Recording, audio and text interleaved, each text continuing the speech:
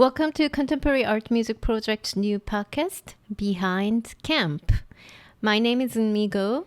I am a pianist and president of the Contemporary Art Music Project. And I'm Zach Hale. I'm the technical director and a board member of CAMP. And on this podcast, we'll be discussing the members behind the Contemporary Art Music Project, or CAMP, and how we all met, and then some interesting stories from along the way. Yeah, when I started this, thinking about this idea of talking about performers and kind of thinking about how I met these people and all of that, and I was also wondering how do we met? How did we meet? When and where? You know, I'm trying to remember that too, because when did you start at USF? 2014. Okay. Yeah. Because I moved back to Florida in 2016, and I know that I connected with Kevin and then Tyler and Susanna. And then I think that's where I met you, maybe doing some of the terroir stuff. Yeah, that's also possible. Yeah. Tyler and Sue are our old friends who used to be here. Both of them are composers, and now they live in Cincinnati. Mm-hmm. But they used to be here.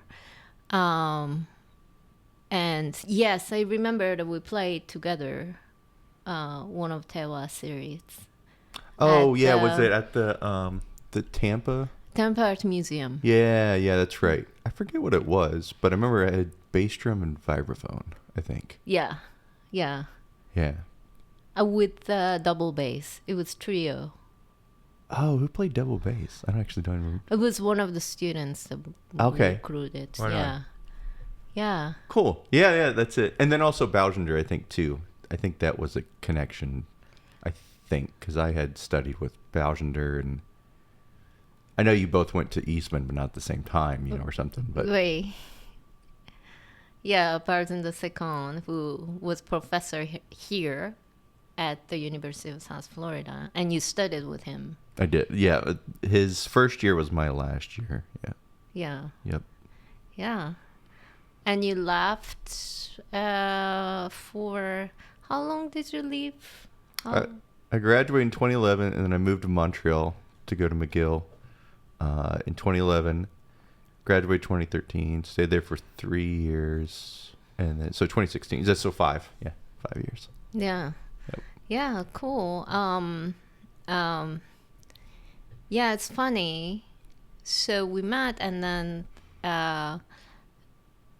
you came to all these events. We played together, and I asked you to join as a performer for the first festival of camp, right? Yeah, and we did those percussion pieces in the church. Yeah. Yeah. Mm-hmm. Yep. Yeah.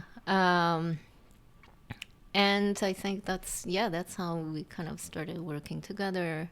Oh, and then you had a podcast, because we also asked you to. That's right. Yeah, Play the Ink, which it was fun. Maybe we'll resurrect it, but yep, that was fun for sure.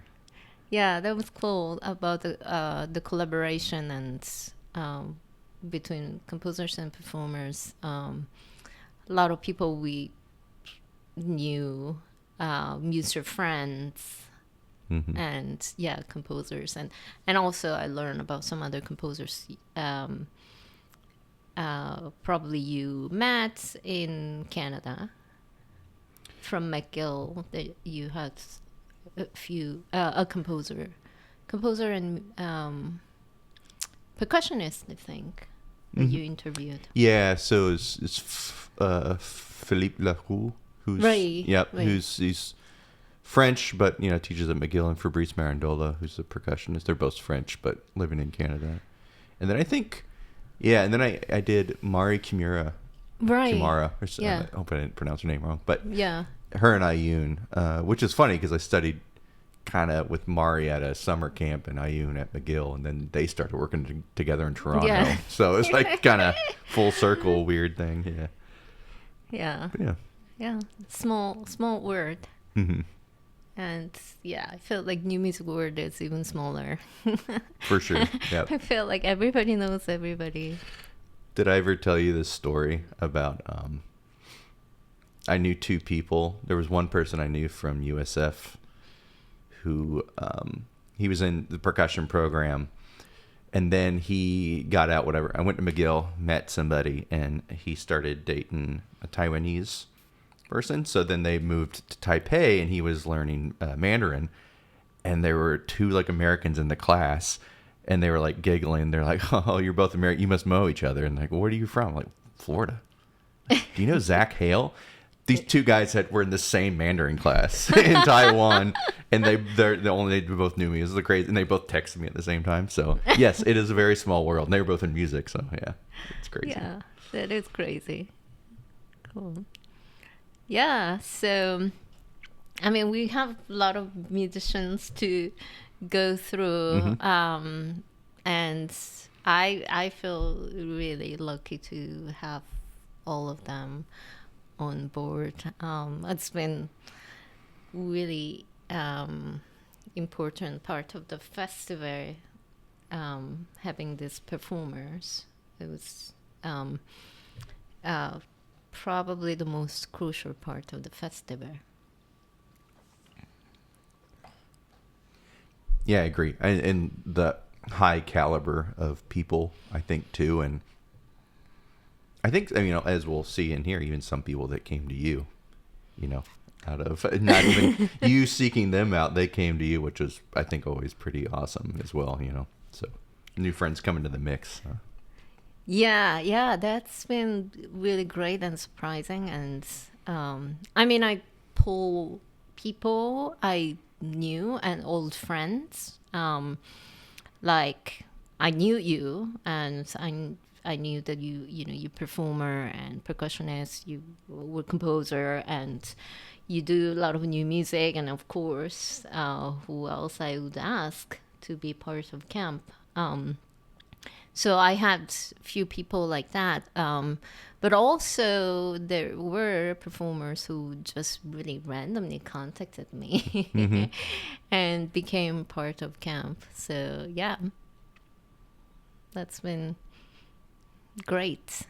Yeah, I feel lucky. So let's see. So we have this list. I wonder if we should, we could start with the first person, although Sure. it's not in any order, I would say, of importance or anything like that, but we got to start somewhere. But yeah, I think Jamie Jordan. So she's a sopranos singer. Yeah, we could say some stuff about her. She grew up in Chicago, right? yeah, In DC. I actually didn't know this before then. I didn't know she had a BM in jazz studies. right. That's really interesting. I knew she did voice and stuff like that, but that was and maybe she said that to me, but I didn't remember that. Yeah, it's a interesting background. I also didn't know. I knew Jamie from Eastman when I was a student there, and she was really a star performer, and all the composers, of course, want to work with her. She hit all the important premieres. She worked with OSIA, which is composer performer kind of organization, student organization at Eastman. Musica Nova, another new music organization at Eastman. And she worked with both of them really extensively. And so I knew of her. Like, I never worked with her when I was in the school, but I knew of her, and oh, Jamie's great. And I didn't know about her like in personal level until much later.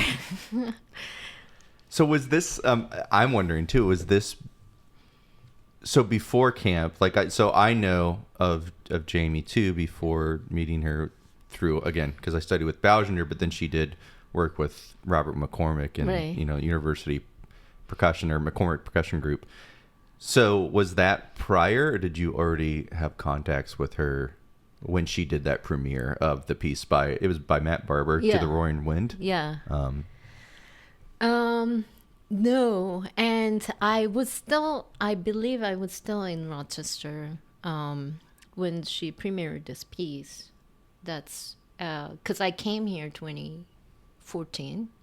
I moved to Florida 2014. Before then, I was in Rochester, New York. And I believe that this premiere happened when I was in Rochester. So I did not know about it. I met her in New York City in 2014 because I have this New York concert.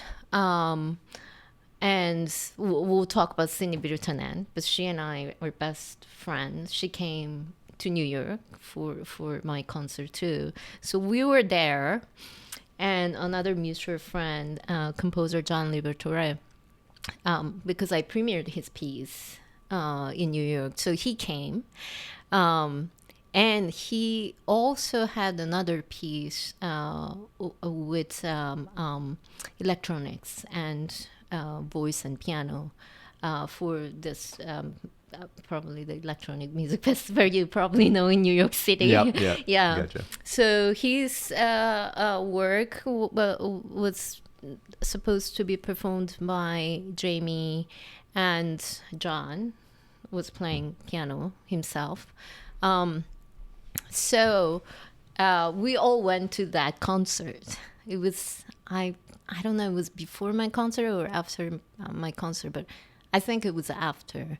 So we went to this, I don't even remember where the venue was, but we went there. And I don't know have you ever been to that festival in New York? I don't know. I don't believe I have. I don't think I've ever been to any festival in New York. Yeah. I mean, there are a lot of people go there and, because your piece is going to be played in New York City. So there. Yeah, it's a big thing for sure. Yeah, for anybody. And it's super, super long concert. And it's electronics. So it just takes forever. Oh, okay, like the setup, you mean? It's like next piece, and then it's like a pit crew, Yeah. And then something always doesn't work, right? So you have to sorry, technical issue. And then they have to take another, 20 minutes to figure out what's going on. Yep, the life of a composer in electronic music, unfortunately. So we were there, and Jamie was performing John's piece. And that's how I actually met her in person for the very first time, and heard her beautiful performance. And then, I came to Tampa and start working with Bob McCormick and his percussion group. And of course, he always talks about how great Jamie is and how great Matt Barber's piece was, and, working with her. And I thought, well, she's probably too big name to invite right to, right, it's she'll never come. She will never come, she'll never do this, and I really again didn't know her personally, and then I contacted her in 2020 because that's when Bob retired. Okay. Yeah. And during the pandemic time. Yeah. I was making this like a little book of, kind of this collection of thank you notes from people who worked with Bob McCormick. So I emailed her and asked her, would you mind, writing just short note for his retirement? And he said yes. And because it's pandemic, so we started having this email conversation, and that's how I got to connect with her, I asked her a very small kind of recording project if she would mind doing it during the pandemic, because it's pandemic, so everything was recording. Yeah, right. There was no actual performances. Yeah. It was a live stream. Yeah. So yeah, and then when I started camp, and we did this another online project together, right? Sangbin Lee's piece. That's actually when I think I don't know if you worked with her, with Bob before, or if that was first time you working with her.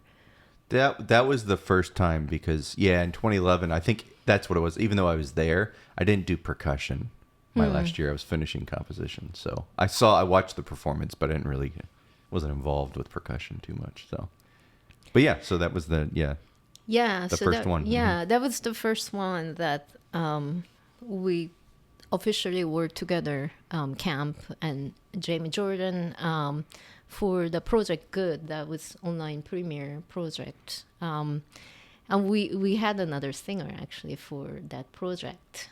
And again, that I'm thinking like, oh no, I can't ask Jamie because she's too much of a star. She's not gonna come. Wow, this is coming back. Yeah, I forgot that premiere was online. That's right. Even though we performed us together, there was no one in the hall. Yeah, that's right. Yeah. Yeah. And then this, original singer was not available, and it was really last minute. I was like, oh my God, who can do this music and who can read this score, right? And super quick, yeah. Yeah, super quick. So I was like, okay.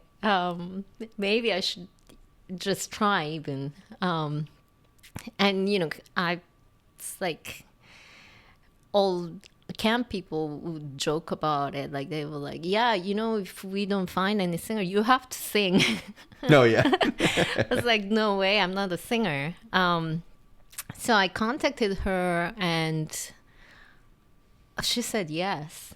I mean, it was almost miracle. And I thought we were going to, record separately and somehow put them together. But one day she called me and said, I looked through this and I think I have to be there in person for recording. And yeah, I mean, I was like, wow, this is amazing. I'm really locked out completely. And that's how, we started working together. And from that on, Jamie's, one of the camp performers. Always. Always. It's been, every year, right? Yeah. Cool. Well, I guess then, so I didn't know some of this upcoming stuff, but I mean, just seeing this from our notes, I don't know, do you want to speak about, so it says monodrama, it's commissioned from 3 IFCA, Iranian Female Composers Association composers. So that's interesting. Is there anything else, we want to talk about with her? So I, we kind of started presenting, like featuring a camp performer as a soloist, and then with the percussion ensemble. So it's been like that since 2022. 2022 was the first year, of course, and it was kind of special year. So we had piece for Cindy Birtanen, our violin player. So we featured her as a soloist, and it was commissioned from Hilary Tan, composer Hilary Tan. Yeah. And so we kind of started doing that. We did also feature Arda Chavallo as a solo trumpet with the percussion ensemble. And we featured Cine again. So this upcoming year, that we are gonna feature Jamie Jordan as a soloist. And we're working with Ithaca, so Iranian Female Composers Association. We had this call within IFCA.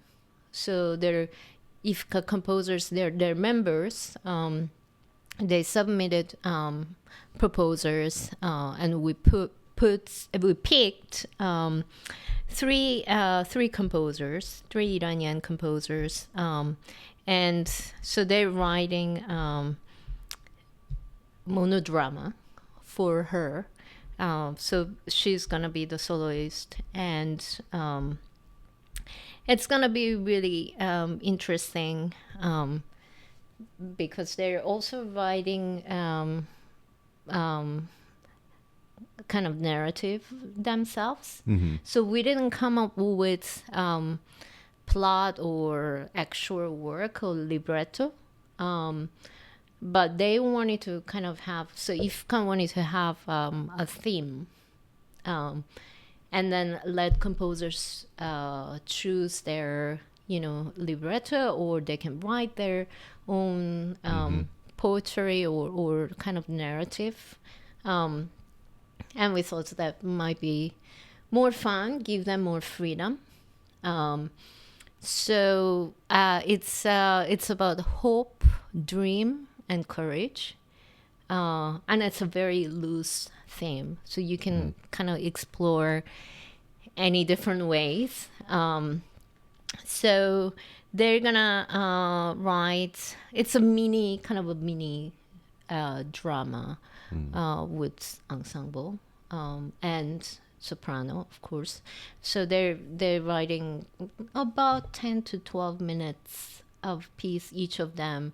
And we have three composers, Mojan Alia, Negar Soleil Manifar, and Parastu Shaifieh. Thank you for saying those. I was going to feel bad if I said their names. So they're writing for Jamie, and it will be premiered in 2026 during the Camp Crown 26, the festival. Cool. Yeah. What did you think of working with her? You had played Sang-bin Rhee's piece.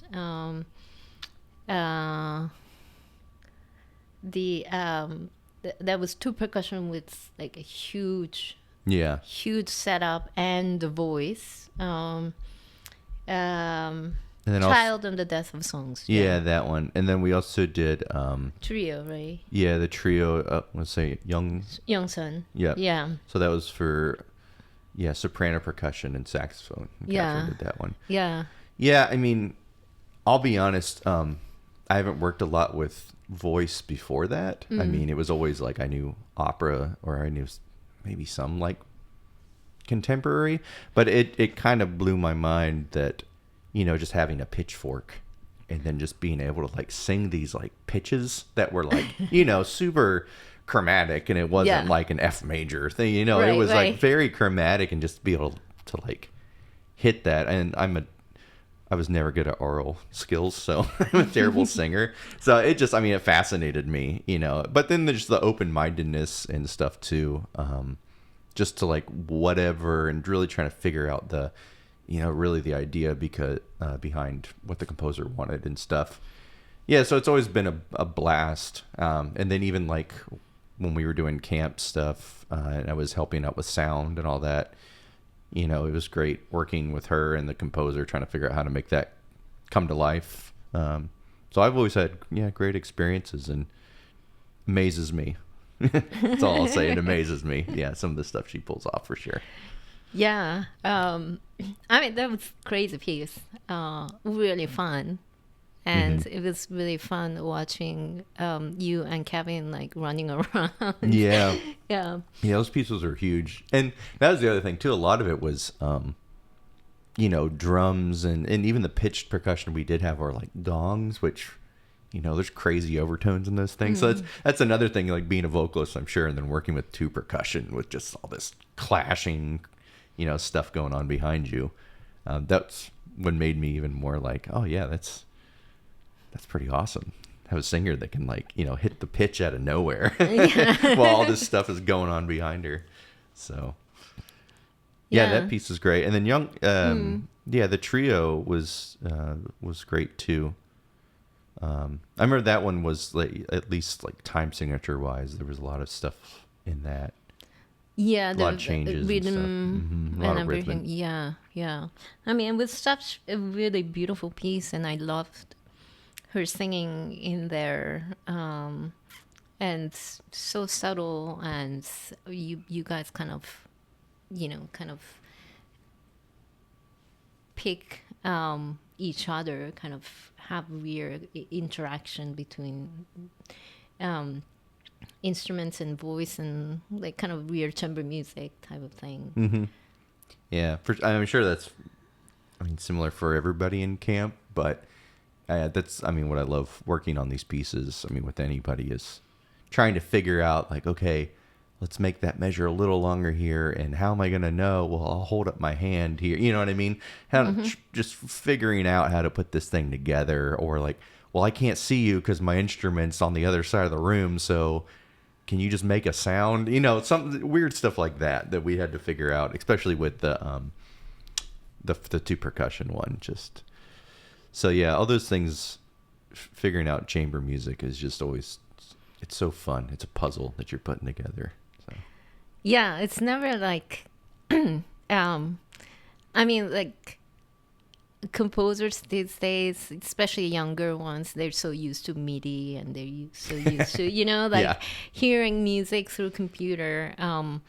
But I think there's something still something, I hope so, about human being playing music, and we always have to.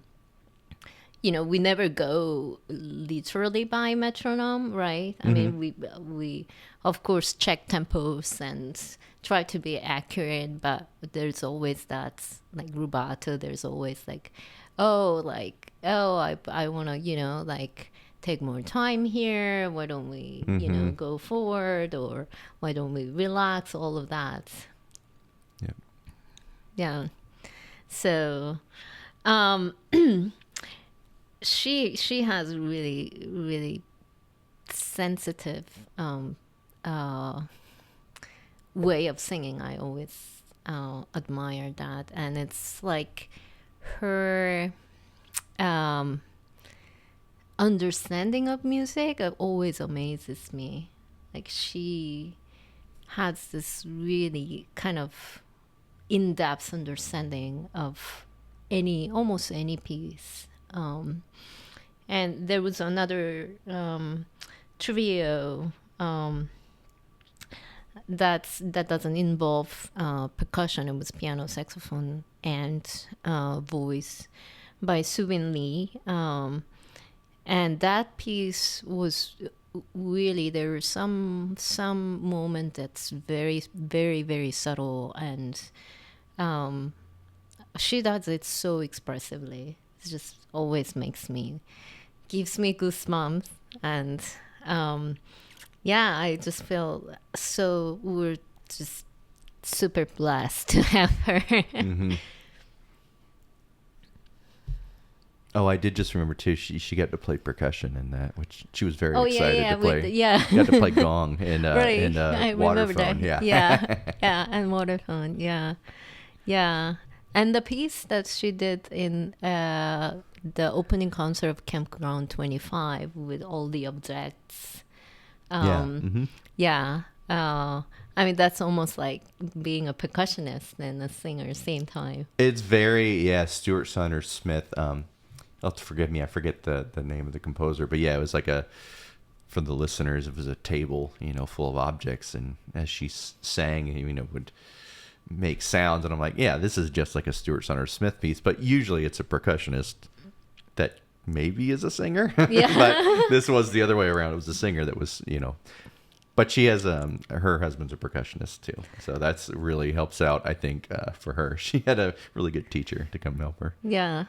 There is always like this, little things that we look for weird instruments. And also she once asked me like a pizza pan because the piece asked for.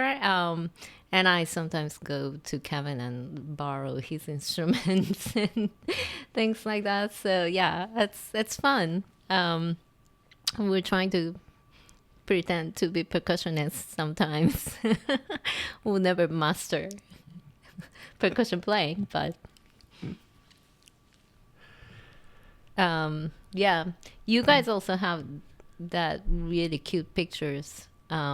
Kevin, you and Jamie, that you guys have like this kind of color coordinated clothes. Oh together. Yeah, that's right. Yeah, I remember that. Yeah, it was really cute. I'm trying to remember if we coordinated that or was that just like happen? I think it just happened, and I think that's it why. did too. Yeah, and that's why like, oh, we have to take picture because it just happened. because usually, it's a lot of people wear all black, but it's like, that's kind of it's new music. We got to be a little more colorful, and of course, we all pick the same color as our tops or something like that. Yeah. Yeah. So, yeah, it's but yeah, it's been really, really great. And playing with everybody for longer time, and sometimes we tour together and go places together. You room with them, and then you kind of get to know like what they like. Right. Yep. Like Jamie likes spicy food and these little things, like cute things like that. It's just fun. It's not just playing music together, but more, for sure. I will say I remember this, and she's going to get mad at me again because I don't remember the name of the gin, but yeah, this was before I was married, but I was engaged. And this was during the first time we played together, and she's like, oh my gosh, she's like, do you like gin? She's like, I'm going to get you this gin. And she had it either shipped or ordered at my local liquor store, and I got it, and that was my wedding gift. And it was awesome. I just met her. It wasn't like I'd known her a long time. I just met her. She's like, I'm gonna get you this gin. So yeah, I can totally see that. Yeah, she's so thoughtful in that way, really. So yeah, I'm very excited to feature her, and she's gonna be. I mean, she deserves to get all the spotlight. So I'm excited about this 3 monodrama premieres at Campground 26.